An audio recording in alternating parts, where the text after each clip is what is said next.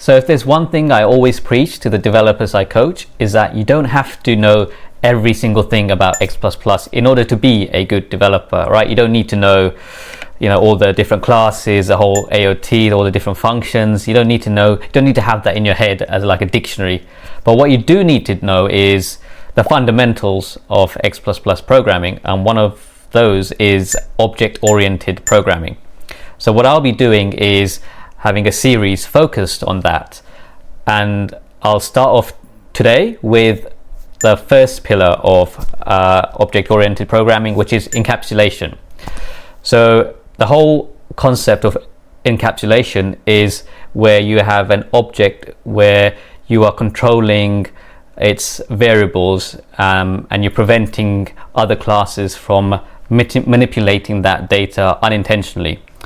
And the way we do that is through private variables and public methods. So let's jump straight into a live example where I can show you this in action. So I've got Visual Studio open right now, and I've created a class here with a project here with a few different classes. Ignore most of these for now because I'll be walking through step by step. Let's start with the wallet class. So the wallet class is a really good example of demonstrating encapsulation because it's a concept everyone understands, right? Because everyone has a wallet and you know how you can interact with a wallet.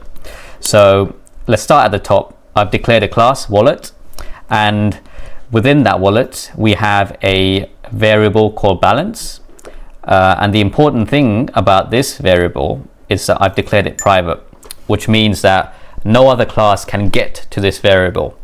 So that's very important. That's one of the kind of fundamentals about encapsulation, right? No one can access this balance class.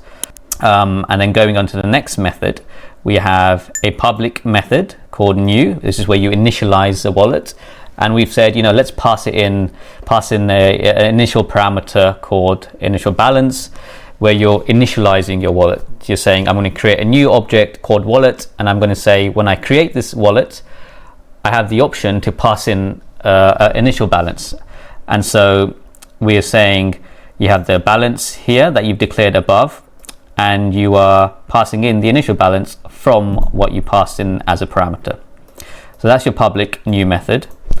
Then you have a few more methods down here which manipulate the balance. All right, well, two that manipulate the balance and one that retrieves the balance. So let's just quickly go through that as well. You have a add money method, which again is public, where you can pass in an amount, and you're basically saying if you pass in 10, then you increment your balance variable by 10, right? You add 10 onto that balance. And then very similar, you've got another method called spend money, where you're doing the exact similar, except you're decreasing the amount in your wallet, and so that balance amount goes down. And then your last method is get balance, which all it does, it just returns the value of that balance variable, right? So the key, there's something common between all of these last few methods is that they're public, which promotes the concept of encapsulation in that other classes can call these methods. And if you want to manipulate that balance variable, the only way you can do that is through calling these methods. So let's have a look at how you can actually use this wallet class.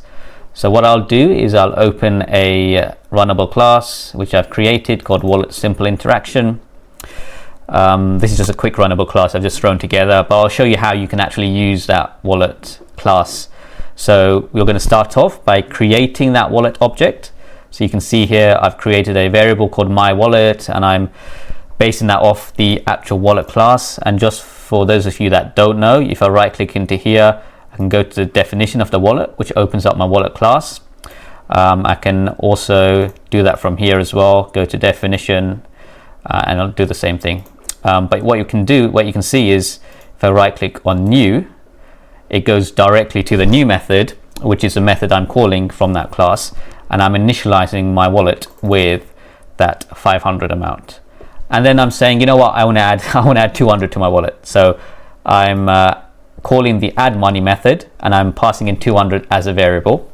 And once again, you can right click, add money, go to definition, just to make sure that you are calling the right method and you know what it does, right? You can see add method, and this is where I'm incrementing that balance variable. So going back to here, then I'm saying, you know what, I want to spend 150 from my wallet. And then you can say, you know what, let me see how much is in my wallet right now. And what that does is I've created a new variable called current balance, where I'm passing in the return value of this get balance method. So if I right click get balance, go to definition, you'll see here that this one actually returns a type of real, which will return an amount. And the amount it returns is exactly what's in this balance variable. So I won't be running this class. It's a very straightforward class. It's just going to print out the current balance is whatever's in your balance. But that's kind of the whole point of encapsulation, what I've just described, whereby you've got a class called wallet, and what we've demonstrated is that the only way that you can change that balance amount is by calling these public methods, and no other way at all. So that's encapsulation, really. Hopefully quite straightforward for you to follow. And what we'll be doing in the next video is talking about the next pillar, which is abstraction. So I look forward to seeing you there.